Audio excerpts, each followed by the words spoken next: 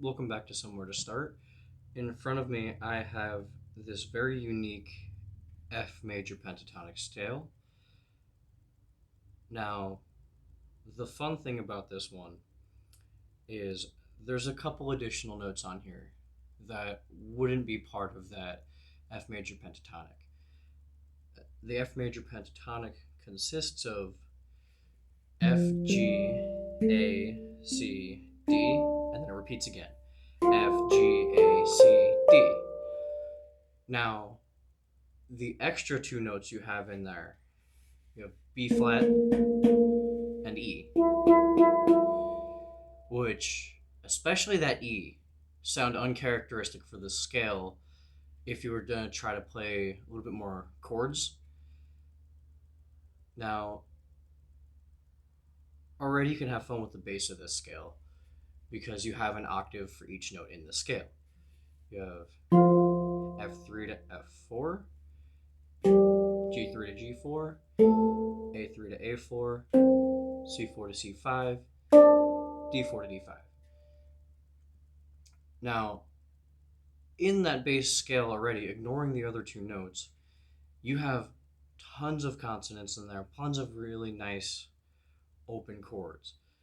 Starting at the bottom there, you have A and D, nice perfect fourth, C and F, another perfect fourth, D, G, another perfect fourth, F, A is a major third, G to C, perfect fourth, A to D, another perfect fourth, which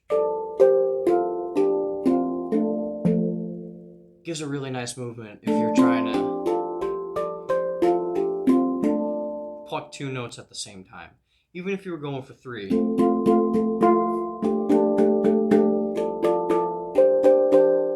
get these really nice chords in there that stack really nicely. Now, these other two notes I'd been ignoring for a minute, I would use them more as passing tones and things like that. Although the B flat harmonizes nicely with either F, because you could use it as a perfect fourth or a perfect fifth. It will stack well in terms of a chord. You can use it either against the D with the G, kind of a thing. Because of placement, though, you can't really grab the chords the way you would if it was just sitting on top. So you can kind of get two notes. I kind of like that the G minor inversion right here, which is G, B flat, D.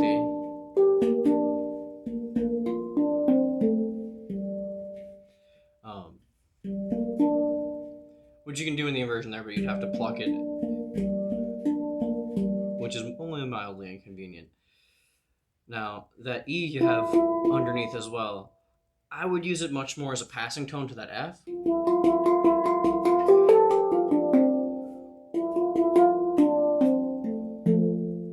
But it does sit nice against both A's, the perfect fourth, or as the perfect fifth. Now, you can also use it again, kind of arpeggiated, to get that nice C major chord right there. But because of where it's located, you can't do a ton with it. You don't have that same versatility as if it were a top note. But I feel if it were a top note and it's in this scale, it would distract from the way the rest of the scale flows. There's just something about these set of notes here that sit really nicely, good range from low to high, and a lot of good intervals that are fun for, a little bit more meditative style playing or even more fast-paced playing.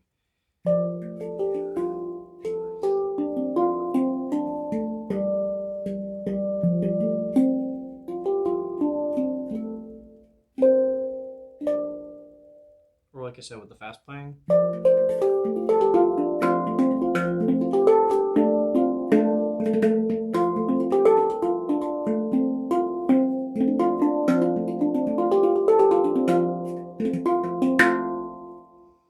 And it just seems to fit really well in a diverse grouping of contexts. Now, from a player standpoint, I'm probably most likely to utilize many of the chords up top and how they flow. The bottom notes, I definitely use them more passing. This G is probably the one I'd use the most in a chord because it's easy to pluck either the fourth or the fifth.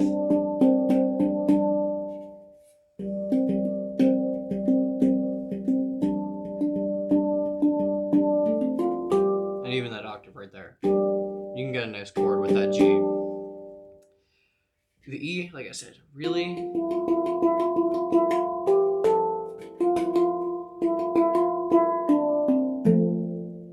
that kind of passing feel is the best way to use it in my opinion. Sort of the same thing with the B flat, although I find I would personally use it a lot less because my right hand dominant.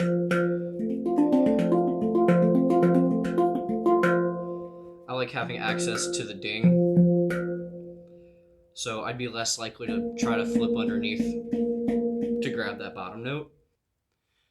But anyway, that was somewhere to start on this beautiful F major pentatonic.